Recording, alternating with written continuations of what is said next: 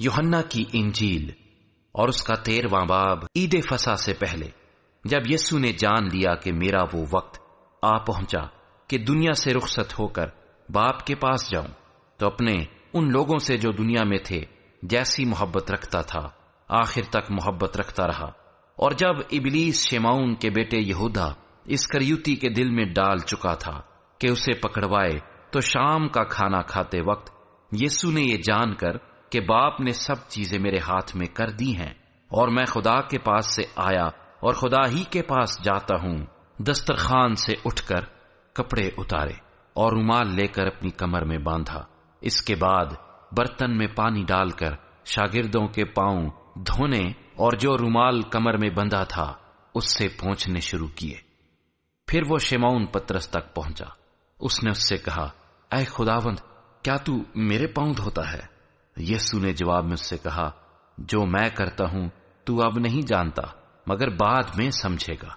पतरस ने उससे कहा कि तू मेरे पांव अब तक कभी धोने ना पाएगा। यीशु ने उसे जवाब दिया कि अगर मैं तुझे ना धोऊं तो तू मेरे साथ शरीक नहीं।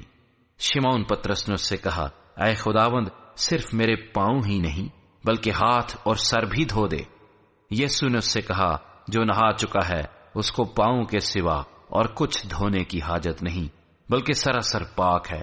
और तुम पाक हो, लेकिन सब के सब नहीं। चूंकि वो अपने पकड़वाने वाले को जानता था, इसलिए उसने कहा, तुम सब पाक नहीं हो। बस जब वो उनके पांव धो चुका और अपने कपड़े पहनकर फिर बैठ गया, तो उनसे कहा, क्या तुम जानते हो कि मैंने तुम्हारे साथ क्या किया? तुम मुझे उस्ताद और खुदावंद कहते हो और खूब कहते हो, क्योंकि मैं हूं।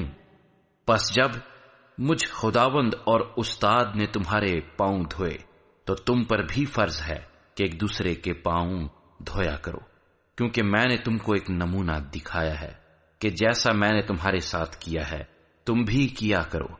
मैं तुमसे सच कहता हूं कि नौकर अपने मालिक से बड़ा नहीं होता और न भेजा हुआ अपने भेजने वाले से।